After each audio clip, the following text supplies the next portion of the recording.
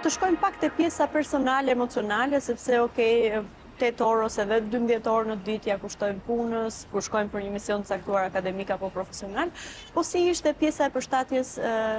emocionale,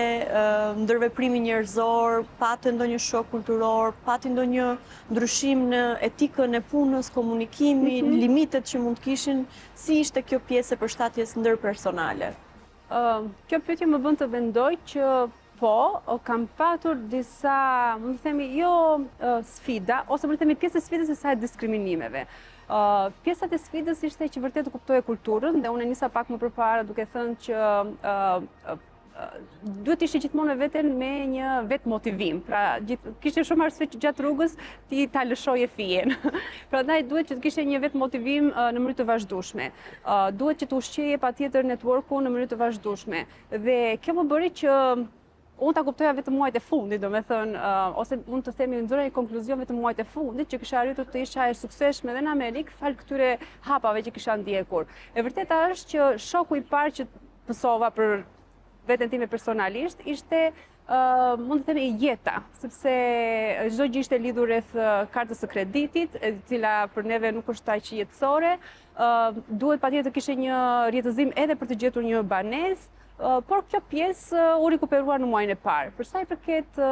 hapësirës profesionale, patjetër që nuk është e lehtë, sepse e para gjë vjen nga një paragjykim që vjen nga një shtet i vogël që deri diku si din as emrin, dhe mendojnë që nga ana profesionale nuk do të kishe të njëjtat arritje me ata, gjë që ndodhi që ishim deri diku sa ata dhe ndoshta edhe më mirë, sepse produkti që nxorëm në fund kur mbaruam misionin projektin ishte një produkt të vërtet shumë kreativ, të cilën unë kisha fituar me eksperiencën time në shumë vite me Azin. Megjithatë, në fund mund të themi që pikërisht ky shok që shok nëse e thash pjesën e shokut në thonjza,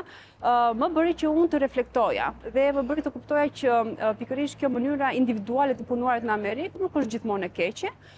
por prej saj ti mund të fitosh dhe mund të ndërtosh. Kishte momente ose sfida që duhet t'tregoja që isha vajzë nga Shqipëria, pra se kisha marrë përsipër një pjesë të madhe që duhet të demonstroja që si vajzë nga Shqipëria duhet isha e zonja, që duhet të tregoja gjithmonë më të mirën, që duhet të punoja dy fishin që të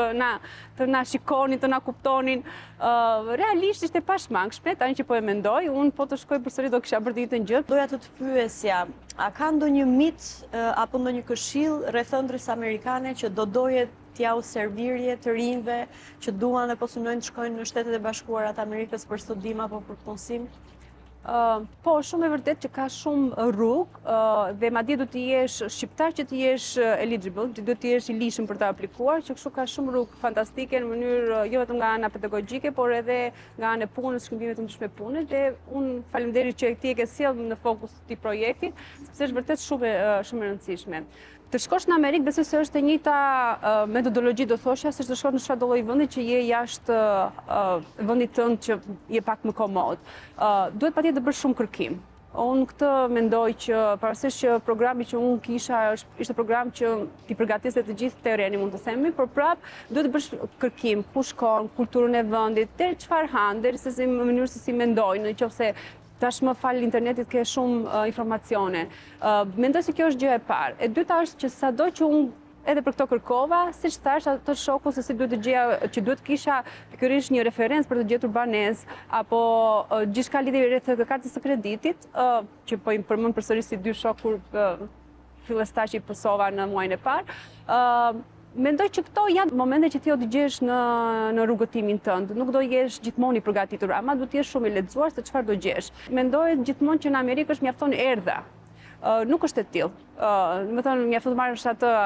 një kohë anijen, të ishe me muaj të tërë në oqean, dhe tani mbërrita në Amerikë, shumë na tregojnë dhe filmat, dhe çdo gjë bëhet më e bukur, hapen bizneset, se si hapen të stihet. Megjithatë, unë këto t'i thosha edhe të rinjve që pavarësisht që ju arrini në Amerikë, keni këto lloj metodash për të arritur në Amerikë, duhet vazhdoni të këmbgulni, qoftë në eksperiencën tuaj të vazhdoni të punoni, qoftë në të kërkoni më tepër nga vetja juaj, të vendoseni sa më shpejt në rjetëzim, qoftë jeni student, takime studentë të tjerë, takime profesorë, mos lini qoftë partin, edhe takime akademike që mund të bëhen, të cilat do të japin ty në një farë mënyre rjetëzim ose informim të bashkëmangshëm. E treta që do doja të thosha në mënyrë të vazhdueshme është që duhet gjithmonë të kualifikohesh, pra duhet gjithmonë që edhe këtë mundësi që mund të japë në rastin konkret Amerika, ka mundësira të tjera që t'i gjesh në atë vend. Prandaj unë do të rekomandoja që të rinjt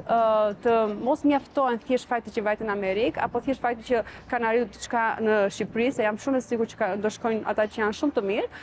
por dhe ati që shkojnë të gjejnë se ka mundësira, po mundësira nuk t'jep asnjëri në ta, duhet t'i gërmosh.